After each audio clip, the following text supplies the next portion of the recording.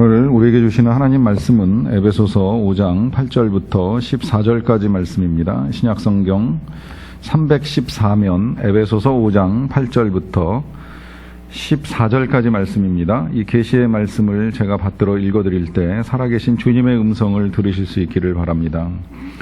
너희가 전에는 어둠이더니 이제는 주 안에서 빛이라. 빛의 자녀들처럼 행하라. 빛의 열매는 모든 착함과 의로움과 진실함에 있느니라. 주를 기쁘시게 할 것이 무엇인가 시험하여 보라. 너희는 열매 없는 어둠의 일에 참여하지 말고 도리어 책망하라. 그들이 은밀히 행하는 것들은 말하기도 부끄러운 것들이라. 그러나 책망을 받는 모든 것은 빛으로 말미암아 드러나나니 드러나는 것마다 빛이니라. 그러므로 이르시기를 잠자는 자여 깨어서 죽은 자들의 가운데서 일어나라. 그리스도께서 너희에게 비추이시리라 하셨느니라. 아멘. 사건이나 사고가 터졌을 때 전하는 표현 가운데 이런 말이 있습니다. 벌건 대낮에 강도가 들었다, 도둑이 들었다, 백주대낮에 살인사건이 났다. 똑같이 강도가 들고 살인사건이 나도 낮에는 잘 일어나지 않는다는 생각이 전제된 표현입니다. 그러다 보니까 이제 대낮, 백주라고 하는 표현들이 강조될 때가 있습니다. 나쁜 일들은 주로 밤에 일어납니다. 이 어둠이라고 하는 건 사람들이 숨기도 쉽고 식별도 어렵기 때문에 대부분의 나쁜 일들은 밤에 일어납니다. 나쁘다고 표현할 수 없는 일 가운데 한 가지가 때때로 새벽에 이렇게 나와서 교회 문을 열어놓고 보면 이 교회 주차장에 담배꽁초가 떨어져 있는 걸 보는 일이 종종 있습니다. 분명히 저녁 퇴근할 때까지 없었던 담배꽁초가 이제 새벽에 떨어져 있는 것을 보면 이제 밤사이 누군가가 지나가다가 이제 교회 마당 안에 들어와서 이제 흡연을 하고 그냥 버려두고 간 것이라고 여겨지는데요.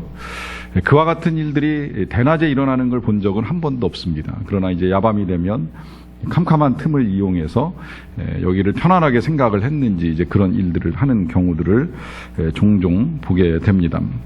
만약에 우리가 하는 일이 좋은 일이고 또 그 일이 누군가에게 칭찬을 받을 만한 일이라고 한다면 우리는 그 일을 기왕이면 사람들이 보는 데서 하는 걸 좋아합니다. 또 더군다나 많은 사람이 보면 더 좋겠다라고 하는 생각을 가지게 됩니다. 반대로 나쁜 일이기 때문에 숨기고 싶고 또 숨겨야만 한다면 아무래도 사람들이 움직임이 적고 또 식별이 불가능한 어둠을 택할 수밖에 없습니다. 우리는 지난주에 우리 예수님께서 우리들에게 세상의 빛이라고 말씀하시면서 그 빛을 세상에 비출 것을 명령하시는 말씀을 들었습니다. 우리가 행하는 착한 행실들을 보고 세상에 있는 사람들이 우리의 하늘 아버지께 영광을 돌리게 하라라고 하시는 말씀입니다. 이 말씀 너무 중요하기 때문에 오늘 다시 확인하고 가야 될 것은 우리가 세상의 빛이라고 하는 것입니다. 빛이 되라거나 빛으로 살아라 이것이 아니라 일단 우리의 정체성 자체가 빛입니다. 사람에 따라서 밝기가 조금씩 다를 수는 있겠지만 우리는 분명히 빛입니다. 이 말씀 복음서에도 말씀하셨지만 오늘 본문에서도 다시 한번 확인을 하게 되는데 먼저 8절 말씀을 제가 다시 읽어드리겠습니다. 너희가 전에는 어둠이더니 이제는 주 안에서 빛이라. 빛의 자녀들처럼 행하라. 이 말씀 속에서 보시면 우리의 과거와 우리의 현재를 분명하게 이제 구분 지어서 설명을 해주고 계십니다. 근데 이 과거의 상태를 일컬어서 어둠이라고 표현을 하고 계세요. 이 어둠이라고 하는 이 말씀은 너희가 어둠 가운데 있었다라고 말씀하시는 것이 아니라 어둠 그 자체였다라고 말씀을 하시는 것입니다. 우리가 지금 현재의 빛이고 빛의 자녀인 것처럼 과거의 상태는 어둠이었었다라고 말씀을 하십니다. 그런데 그렇게 말씀하시는 이유는 우리가 과거에 하나님을 떠나 있었고 또 하나님과 관계가 없었고 또 죄 가운데 있었고 죄에 매여 살아가기 때문에 그 자체가 어둠이라고 말씀을 하시는 거예요. 조금 듣기가 거북하신 분들이 계실지는 모르겠지만 예수님께서 하신 말씀 가운데는 이제 과거의 우리의 상태에 대하여서 우리가 마귀에게서 났다고까지 말씀하시는 본문이 있습니다. 요한복음 8장 44절에 보시게 되면 너희는 너희 아비 마귀에게서 났으니 너희의 아비의 욕심대로 너희도 행하고자 하느니라 라고 하면서 우리의 출생을 마귀에게서 났다고 단정지어 선포하시는 말씀을 우리가 보게 됩니다. 좀 불편할 수 있어요. 내가 우리 부모님으로부터 태어났는데 그럼 우리의 부모님이 마귀, 사단, 과연 그러한가 하는 의문이 제기될 수 있습니다. 이 말씀은 물론 우리가 육체적으로는 우리 부모님들로부터 은혜를 입어 이 땅에 태어난 건 틀림이 없지만 우리가 하나님을 떠나 있을 때, 하나님과 관계없는 삶을 살아갈 때에는 결국 죄의 종이요, 마귀의 종이요, 사단의 종으로 살아갈 수밖에 없었다라고 하는 것입니다. 그래서 우리가 어둠 가운데 있었는데 이제 그런 우리들을 오늘 주님께서 분명히 가르쳐 주시기를 주 안에서 빛이라고, 빛의 자녀가 되었다고 말씀해 주시는 것입니다. 이 빛이라고 하는 말씀 앞에 이제 조건이 달라붙어 있는데 그 조건이 중요합니다. 주 안에서 빛이라는 거예요. 주 안에서.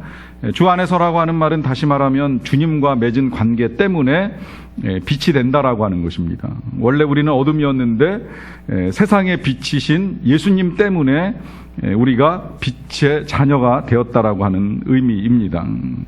마치 달 스스로는 빛을 낼 수가 없지만 태양빛의 반사가 되어서 그 달빛을 내는 것처럼 우리 스스로는 빛을 드러낼 수 있는 존재는 아니었지만 주님과의 관계가 형성이 되면서 이제 우리가 빛을 발하는 빛이 되었다고 말씀하고 계시는 것입니다. 그래서 우리가 주님과 관계를 맺고 살아간다라고 하면 우리가 주 안에서 빛이 되는 거예요.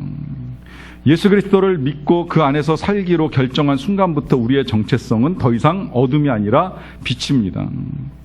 중간은 없습니다. 이 부분이 참 중요합니다. 세상은 검은색과 흰색 사이에 회색이 있다라고 이야기하기도 하고 또 어떻게 극과 극 구분지어서 다 이야기할 수 있겠느냐. 이제 보는 시각이 다양해야 된다. 특히 민주사회는 이 다양성을 굉장히 존중하는 사회인데 사회적으로는 그렇게 볼 수 있다고 저도 생각을 합니다만은 그러나 성경적으로 봤을 때에 하나님이 사람을 보시는 기준은 늘 이원화될 때가 많아요. 이게 이분법적으로 선명하게 이제 나뉘어질 때가 너무나도 많습니다. 그리스도인 아니면 비그리스도인이에요.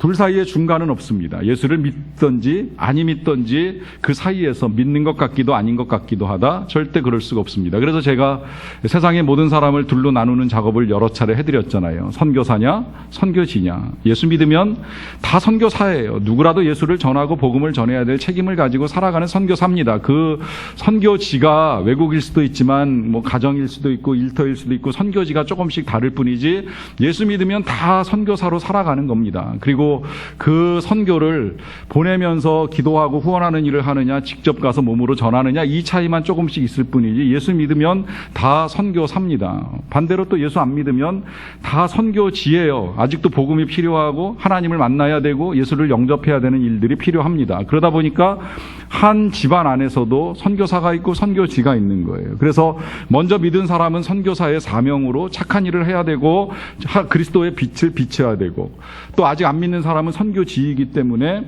그 영혼의 생명을 위해서 복음의 증거가 필요합니다. 이렇게 나뉘어집니다. 마찬가지로 그리스도인과 비그리스도인이 나뉘고 빛과 어둠이 나뉘어지게 되어 있는 것입니다. 이걸 이렇게도 생각해 보셔도 좋습니다. 갓난아이가 태어났습니다. 아기가 할 수 있는 능력이 별로 없어요. 말도 못하고 스스로 먹지도 못하고 자기가 쌓아놓은 걸 치울 수도 없습니다.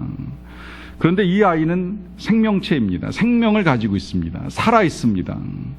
비록 그가 할 수 있는 건 아무것도 없지만 그 아이를 우리가 죽었다고 말하지는 않습니다.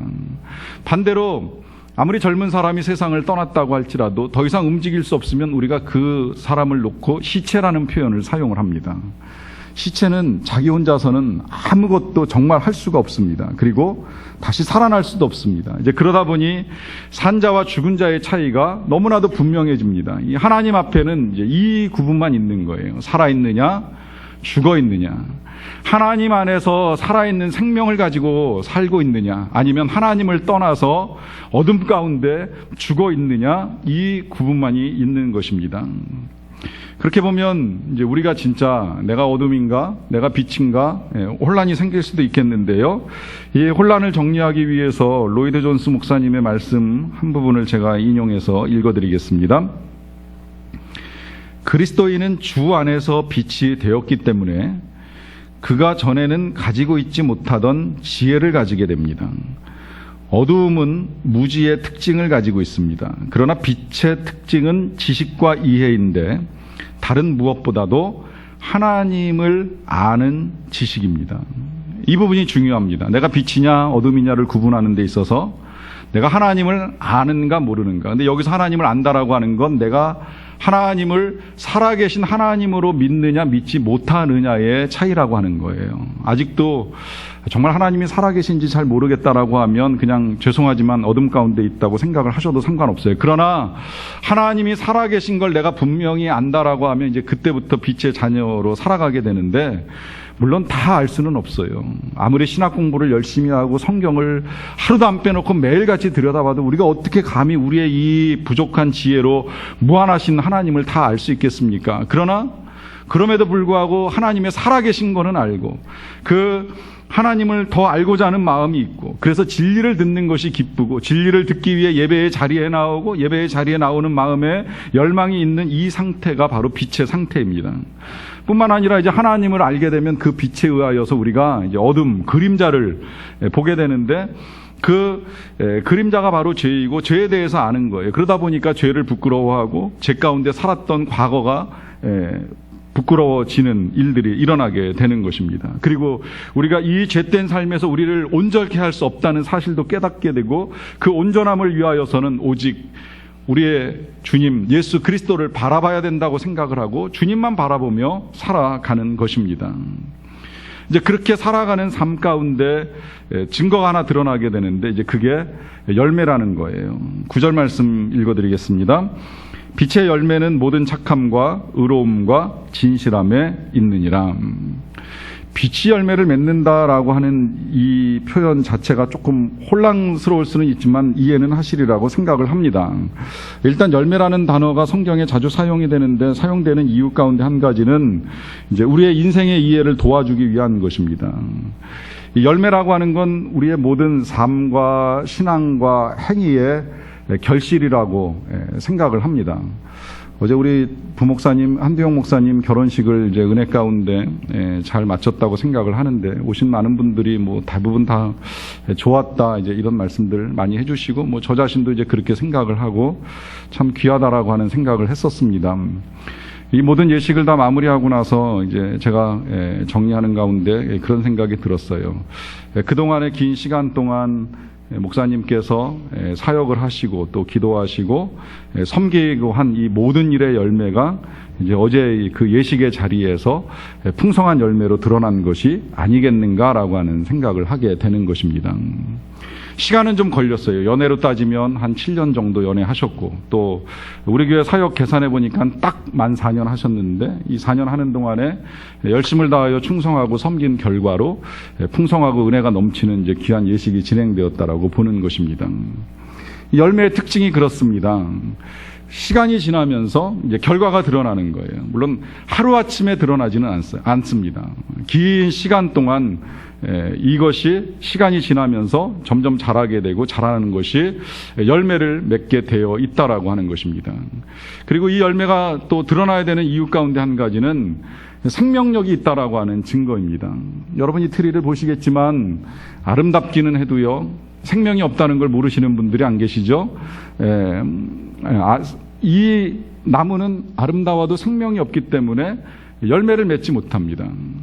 아름다운 장식은 붙어 있어요. 근데 저 장식조차도 그냥 아름다울 뿐이에요. 더 이상 아무것도 여기서 우리가 얻을 수 있는 것이 없습니다. 오직 아름다움 뿐이에요. 만약에 이 열매가 진짜 생명력 있는 열매라고 하면 보는 것도 아름답지만 먹을 수 있고, 먹으면 우리에게 영양이 되고 그 열매 자체가 또 다른 누군가에게 생명의 공급자가 되는 것입니다. 이게 열매의 특징이에요. 다른 누군가를 살릴 수 있는 특성이 있는 것이지요. 그런데 생명이 없으면 다른 누군가를 살리는 일을 하지는 못합니다. 꽃도 그렇잖아요. 얼마나 아름답습니까? 그런데 이 꽃이 살아있는 것이 아니라는 걸 다 알고 계십니다. 살아있는 것처럼 보이지만 실은 죽었죠. 진작 죽었습니다. 죽어서 여기까지 오게 됐는데 살아있는 듯이 보이면서 사람들에게 아름다움을 주고는 있지만, 그러나 이 꽃이 열매를 맺을 것이라고 기대하는 사람은 없습니다. 죽어 있기 때문입니다. 그렇다면 열매는 분명히 살아있는 것의 특징인데, 하나님은 우리가 그렇게 살기를 원하시는 거예요. 조금 시간이 걸릴 수는 있어요. 사람에 따라서 갓난아이 같은 신앙일 수도 있고 또 어린아이 같은 신앙일 수도 있고 청년 같은 열정의 신앙일 수도 있지만 어떤 신앙의 상태에 있든지 가면서 자라고 자라면서 열매를 맺을 수 있다라고 하는 것입니다. 근데 그 열매가 오늘 본문에서는 모든 착함과 모든 의로움과 또 모든 진실함이라고 분명하게 이렇게 말씀을 하고 계십니다. 자, 그렇게 보면 이제 우리가 열매를 맺고 있느냐 못 맺고 있느냐 또 우리가 빛의 자녀로 살아가고 있느냐 아니한가에 대한 문제는 바로 이제 이것들로 가늠해 볼 수 있겠습니다.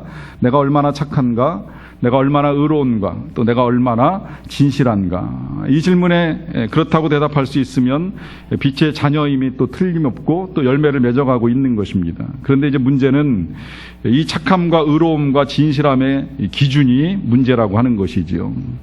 그저 그냥 우리 각자가 스스로 생각할 때 이만하면 착하지, 이만하면 뭐 의롭고 괜찮지 않은가 정도의 수준으로 과연 우리가 열매를 맺고 있다고 볼 수 있을까 하는 것입니다. 여러분들 이 착함 어떻게 생각하세요? 때때로 저도 그런 혼란에 빠질 때가 종종 있어요. 그냥 죄 안 짓고 이 정도 살아가면 착한 거 아닌가 하는 이제 착각을 자꾸 일으키는 겁니다. 우리 사회가 하도 어두워지고 진짜 악해지다 보니까 자꾸 이 착함의 기준이 내려가는 경향이 있어요. 그래서 제가 그 내려가는 사례 중에 하나로 가끔 말씀드리는 것이 택시기사가 이 손님이 차 안에다가 큰 돈을 놓고 내렸을 때 그것을 주인을 찾아주는 행위를 놓고 우리가 착하다라고 생각을 하는 겁니다. 이게 사실 조금 냉정하게 말하면 당연한 거예요. 그건 착한 것이 아니라 내 거 아닌 걸 내가 취하지 않고 주인에게 돌려주는 이건 선한 것이 아니라 우리가 그냥 기본으로 해야 될 일인데 이 기본조차도 우리가 지키지 못하고 자꾸 남의 거를 가지려고 하고 탐욕을 부리고 욕심을 내다 보니까 이 정도만 돼도 우리가 이제 그냥 착하다 이렇게 표현을 하는 그런 시대에 살아가고 있다는 의미예요. 하도 선의 기준이 자꾸 내려가다 보니까 이 남의 거 돌려주는 걸 굉장히 대단하게 생각하는 거예요. 사실 남의 것을 안 건드리는 건 기본입니다, 기본. 그걸 가지고 우리가 착하다라고 말하면 사실은 이상한 거예요. 여러분들이 교회에 왔는데 교회 와서 예배드리고 가는 동안에 여기 있는 물건들을 안 가지고 나가시잖아요. 그런데 안 가지고 나갔다는 그 일 때문에 참 착하십니다. 교회 왔다가 아무것도 안 들고 그냥 나가시다니 정말 선하게 살고 계시는군요. 이렇게 말하지 않잖아요. 그거랑 똑같은 원리로 보면 선함은 분명히 그 이상의 것이 되어야 된다는 거예요. 그럼 그 이상의 기준은 무엇이냐라고 했을 때에 결국 기준은 하나님입니다. 우리 하나님이 얼마나 선하신가.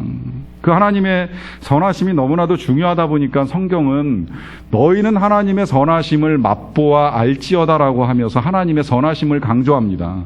이 하나님의 선하심이 너무나 귀한 것이어서 하나님의 성품 가운데 제일 먼저 알아야 될 성품이고, 그래서 이 하나님의 선하심을 이제 우리가 알아야 되는데 그 선하심이라는 단어가 나올 때에는 꼭 항상 같이 동반되는 단어가 하나 있어요. 그것이 뭐냐면 하나님의 인자하심입니다. 그래서 시편 읽어나가다 보면 감사시 가운데 하나님께 감사하라 그는 선하고 인자하시도다라고 하는 이 말씀이 계속 반복적으로 이제 나오는 시를 볼 수가 있습니다. 이제 그렇게 보면 결국 이 선이라고 하는 건 관용이고 자비를 말하는 거예요. 얼마나 인자하게 살아가느냐라고 하는 것입니다. 우리 하나님의 그 자비하심이 얼마나 대단하신지 예수님 말씀하신 대로 의인이나 악인이나 똑같이 비를 내려주시고 의인이나 악인이나 똑같이 햇빛을 비춰주십니다. 죄를 지어도 이스라엘 백성들이 하나님을 원망해도 다음날 되면 굶어 죽을까 어김없이 만나를 내려주시고 또 집 나간 아들이 재산을 다 쓰는 악한 일을 하고 돌아왔다고 할지라도 기다리시고 돌아오니 용서하시고 맞이하시는 그런 관용의 아버지이시라고 하는 것입니다. 이러한 선함이 우리에게 필요하다는 거예요. 이러한 선함이 진정한 선함이라고 하는 것입니다.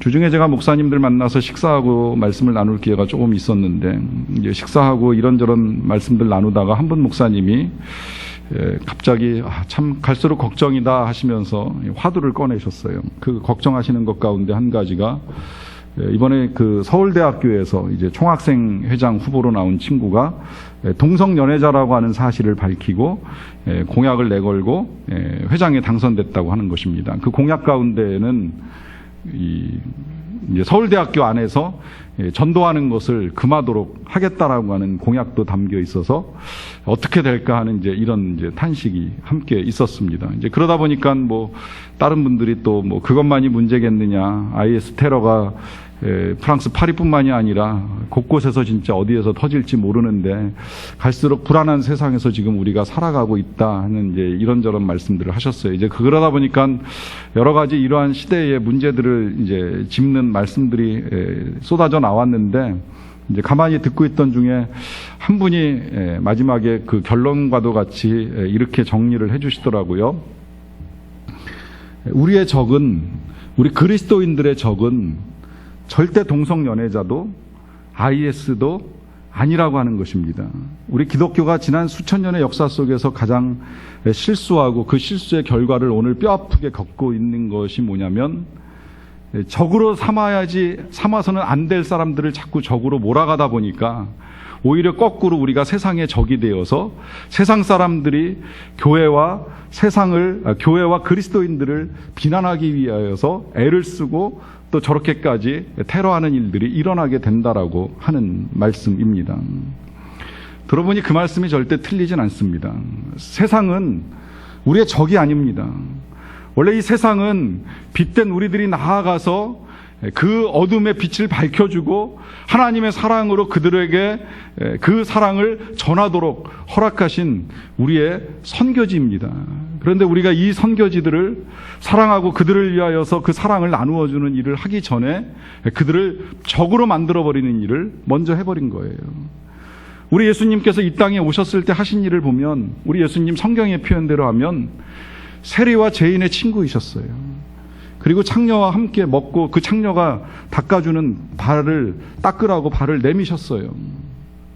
이 모습을 통하여서 세상은 원수가 아니고 세상은 적이 아니라 우리가 품어야 되고 그들에게 이 하나님의 자비와 관용을 보여주어야 하는 대상이라고 하는 걸 알려주셨던 거예요. 그런데 안타깝게도 우리는 이 세상에서 그와 같은 삶을 살기보다는 그들의 죄된 삶을 들여다보고 적대시하고 미워하고 혐오하는 일만 해왔었다라고 하는 것이지요. 물론 죄는 미워해야 됩니다. 죄를 용납할 수는 없습니다. 죄는 악한 것이고 어둠입니다. 그러나 그 어둠 속에 빠져있는 사람까지 미워할 수는 없다는 거예요. 그 사람은 사랑과 긍휼의 대상이 되어야만 합니다. 그 사람을 불쌍히 여기는 마음으로부터 우리가 선함이 시작되는 것입니다. 또 한 가지 빛의 열매는 의로움입니다. 이 선하다고 하는 것이 도덕적인 개념이라고 하면 이제 이 의로움은 법적인 개념이라고 할 수 있겠는데요. 선함보다 좁은 의미이기 때문에 이제 법적으로 문제가 없는 삶을 말합니다. 이것도 세상법을 가지고 이렇게 보게 되면 우리 또 나름 그냥 의롭다고 생각할 가능성이 큽니다. 그런 착각에 빠지는 거죠. 그러나 이미 이제 보았듯이 우리의 기준은 세상이 아니라 하나님입니다. 세상 기준으로 그냥 법정에 서지 않고 감옥에 가는 일 없으면 내가 의롭게 살아왔다 이렇게 생각할 것이 아니라 정말 내가 그리스도인이고 하나님을 조금이라도 알아가는 사람이 되었다라고 한다면 그렇다면 이제 하나님의 기준으로 봤을 때 내가 의로운가 그렇지 아니한가를 볼 수 있어야 돼요. 물론 이 의로움을 가지고 우리가 하나님께 나아가거나 구원을 받거나 하지는 않지만 적어도 정말 내가 이제 그리스도인이 되었고 빛이라고 하는 이 사실이 너무나도 분명해지면 이제 하나님의 기준에 합당하게 살아가고자 하는 삶, 그래서 의로움이 필요한 것인데 그 기준이 하나님의 말씀입니다. 그 기준이 요약하면 10개의 계명으로 요약되어 있는 것이고 그 기준이 더 요약하면 그것이 우리 예수님의 세 계명으로 요약이 되는 거예요. 그 세 계명이 결국은 하나님을 사랑하는가 또 이웃을 사랑하는가 이 기준을 놓고 우리의 의를 가늠해 봐야 돼요. 내가 정말 얼마나 하나님을 사랑하는가 내가 정말 얼마나 이웃을 사랑하고 있는가 그 사랑의 증거로 부모를 공경하고 살인하지 않고 이웃의 것을 탐내지 않고 내 이익을 위하여 거짓을 말하거나 거짓 증거하지 아니하는 이런 구체적인 삶의 행동들로 드러날 때에 우리가 의롭다라고 할 수 있는 것입니다. 빛의 열매 또 하나는 진실함입니다. 그리스도인의 삶의 특징은 그 안에 속임이 없다는 것이지요. 감추인 것이나 숨긴 것이나 정직하지 못한 것이 없습니다. 어떠한 위선이나 외식도 없어요. 이건 우리가 좀 쉽게 생각해도 좋을 것 같아요.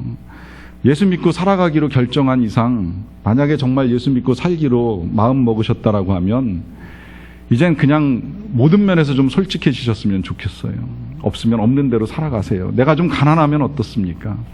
못 배우면 못 배운 대로 그냥 내가 좀 무식한 사람이라고 하는 사실을 부끄러워할 건 없는 것 같아요. 그런데 이걸 자꾸 우리가 가리려고 하면 자꾸 허세가 생기니까 없어서 빚을 내야 되는 일이 생기고, 무식을 가리려고 하다 보니까 표현할 때 자꾸 화려한 수식어를 동원을 하게 되고 하는 이런 오류에 빠지게 되는 것이지요. 부족하면 부족한 대로 솔직하게 살아가는 것이 필요합니다. 저는 이 자리에서 예배를 드릴 때 저 나름대로의 은혜를 받습니다. 설교를 준비하다가 은혜를 받을 때도 있지만, 사실 예배 현장에서 여러분들과 함께 예배를 드리면서 찬송을 부르다가 은혜를 받기도 하고, 특히 솔직히 말씀드리면 제일 많이 은혜 받는 상황이 우리 대표 기도자들이 기도할 때 뒤에 앉아서 은혜를 받는 일이 많아요. 우리 기도자들의 기도가 감히 제가 평가할 자격을 가지고 있지는 못하지만 그냥 정말 은혜스럽고 정말 좋습니다. 그렇게 말씀드리는 이유는 솔직해요. 정직하게 드러내는 거예요. 마음의 소원을, 가지고 있는 생각을 있는 그대로 하나님께 그대로 전해드립니다. 우리 과거에 오랜 전통을 가진 교회들에게서 보면 기도를 열심히 하시는 것 같기는 한데 화려한 수식어로 오히려 무슨 말씀을 하시는지에 대한 혼란이 생길 때가 많은데, 그 모든 수식어들을 다 치워내고 정직한 마음으로 말씀을 이제 하나님께 올려드리는 그 기도를 들을 때 풍성한 은혜가 넘치는 거죠. 이게 진실함입니다. 우리에게 필요한 것이 바로 이것입니다. 진실하게 하나님 앞에 나아가서 하나님께 우리의 삶을 그대로 드러내 놓는 것입니다. 이런 선함과 이런 의로움과 또 이런 이 진실함의 이제 기준을 조금 더 명확하게 가늠하는 또 하나의 시금석이 있다라고 하면, 이제 그걸 10장 이 본문 5장 10절에서 이렇게 가르쳐 줍니다. 주를 기쁘시게 할 것이 무엇인가 시험하여 보라. 자, 여기서 일단 이 시험이라고 하는 단어가 나와가지고 조금 혼란이 일어날 수 있는데요. 성경은 분명히 우리가 주 너의 하나님을 시험치 말라라고 명령하고 계십니다. 구약의 말씀이고 예수님도 사단에게 시험 받으실 때 인용하셨는데, 이제 그렇게 보면 우리가 하나님을 시험할 수는 없어요. 그런 의미에서 여기서 하나님을 시험하여 보라라고 하는 건 정확하게는 분별하라라고 하는 의미가 될 수 있고요. 영어로는 프로브라고 하는 단어로 자주 번역이 되었는데 입증하라는 거예요. 내가 하나님을 기쁘시게 하고 있는지 입증해 보라, 이제 이런 의미로 사용되는 겁니다. 이제 그렇게 보면 이것이 기준이라고 생각하시면 돼요. 지금 내가 하고 있는 일이 하나님을 기쁘시게 하는가? 지금 내가 하고 있는 말이 하나님을 기쁘시게 하고 있는가?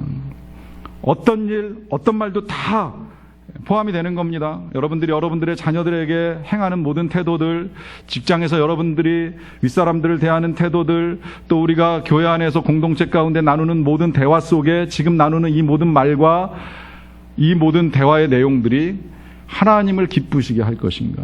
이 기준을 가지고 말하고 행하여야 된다는 거예요. 행여 내 기쁨 혹은 듣는 누군가의 기쁨이 아니라 하나님의 기쁨을 위하여서 우리가 선택하고 말해야 된다는 것입니다.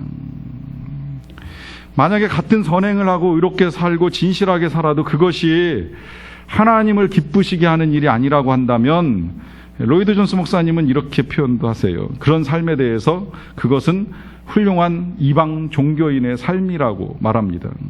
왜 이렇게 표현될까요? 하나님을 기쁘시게 하지 아니하는 것은 결국 종교 행위이지 하나님을 믿는 믿음의 행위가 아니라고 하는 것 때문입니다. 그래서 우리에게 있어서 정말 하나님을 기쁘시게 하는 삶의 태도는 단순히 겉으로 드러나는 행위에 의하여서 결정되는 것이 아니라 우리 내면의 동기에 의해서 결정이 나게 되어 있습니다. 사실 행위로 따지면 바리새인만한 사람들이 없어요. 이제 그러다 보니까 예수님도 그렇게도 말씀하신 적이 있잖아요. 너희의 의가 바리새인과 같지 아니하면 결단코 천국에 들어가지 못할 것이라고 하면서 겉으로 드러나는 것만 가지고 따지자라고 하면 바리새인보다 더 훌륭하게 살아야 된다는 거예요. 그런데 왜 이 바리새인들이 책망을 받아요? 그들이 정말 열심히 기도하는 사람들이었어요. 그 기도하는 중에 또 일주일에 한 2번 정도는 금식을 합니다. 그리고 구제하는 일로 따지자라고 하면 거의 매일 하다시피 할 정도로 열심히 구제하는 일을 해요. 그런데 예수님이 그들의 그 행위를 책망하는 이유는 뭐예요? 내면의 동기 때문이에요. 그 내면의 동기를 예수님이 아시는 거예요. 사람에게 보이려고 하다 보니 그들은 자기의 상을 이미 받았느니라고 말씀하시면서 그와 같이 하지 말 것을 당부합니다.